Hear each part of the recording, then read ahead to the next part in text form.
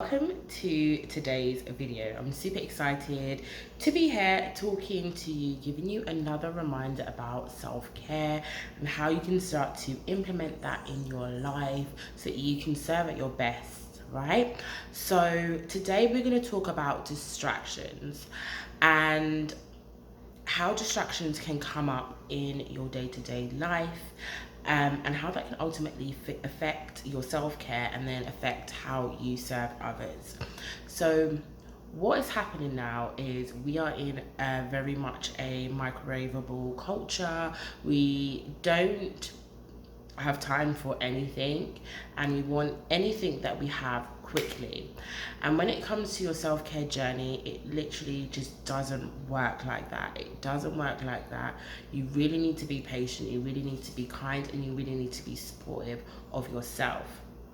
And one of the big things or self-care blocks that get in people's way is distractions. And distractions can come in all different shapes and forms. Sometimes it can even come in the form of an excuse, where you are making excuses and you are distracting yourself on purpose to not take time for yourself. And sometimes that links to a lot of mindset things and self-worth things that I love to focus on.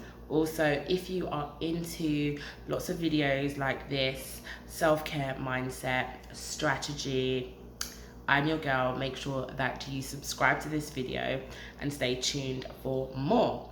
But we're thinking about distractions. So what can often happen is we distract ourselves with things that we actually don't need. And sometimes I call this procrastinating, where you are procrastinating on things, or you're so used to being in the habit of procrastination that you're even procrastinating on taking time out for yourself. This is a good indicator that you are near to burnout, you're very overwhelmed, and you're really anxious, and you do need to tap into more self-care practices to help you to get out of that phase. But it can happen to all of us. But there are times where you may realize that actually I am putting off everything. And I always say that with self-care and the practice, it really helps you to work on those other areas that you might be struggling in your personal life, or just in your life or work in general. So basically, self-care is a ripple effect. So usually when you focus on yourself and you focus on committing to yourself, you will notice that everything else just falls into place. Everything else is so much easier. So when you start focusing on yourself, and serving yourself, it's so much easier for you to serve other people, because it is really tough to commit and sometimes serve yourself when you're so used to serving others and people pleasing and getting instant gratification from others. When you can master doing that yourself, right, because there's a lot of discipline, a lot of dedication, a lot of patience that comes with that. When you master doing that for yourself, you're like unstoppable, basically. So again, think about what things are your distraction. Like, what things are getting in the way of you really taking care of yourself. Sometimes it can be people, sometimes it can be environment, sometimes it can be shows, sometimes, it can be your things to do list, or things that you think are your priority when they're maybe not.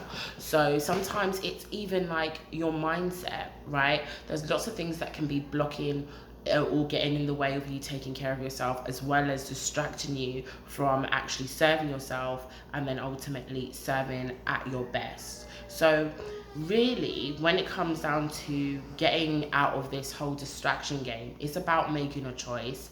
It's about choosing yourself all the time on a regular basis. But you really need to be coming from, thinking about your best self, the best version of you. That's usually the easiest way. That's usually the easiest way for you to kind of snap into that mindset and embody the best version of you, so that you make those choices for yourself with ease. You make those decisions with ease. And that all comes from having clarity, having clear goals in terms of self-care goals, having a clear vision of, how you want your life to look and what balance looks like and the level of service that you want to provide, because then that helps you to really basically reverse engineer from there and make those correct or the right choices for yourself each and every time. I'm so glad that I could come on here and just do this video and just talk and connect to you and with you. And if you are somebody right now, you're like, you know, I really want to take my self-care to another level, I really want to commit to myself, and I really want to make sure that I am meeting my self-care needs, then I would suggest that you go ahead, go to the link in the description and go and click to get your free self-care check-in checklist. I love saying that. Your self-care check-in checklist. Your self-care check-in checklist, which will help you to make an assessment on yourself and then create a brief self-care plan that's simple for you to be able to meet your needs. And I think that is just like mind-blowing. That is there for you. All you've got to do is add your name and email address and it will get sent straight to your inbox. So I really, really hope you enjoyed this video. I hope it came at the right time. Make sure that you subscribe, share, comment below if this resonated with you. Let me know. Let's have a chat in the comments, and I will see you in the next one.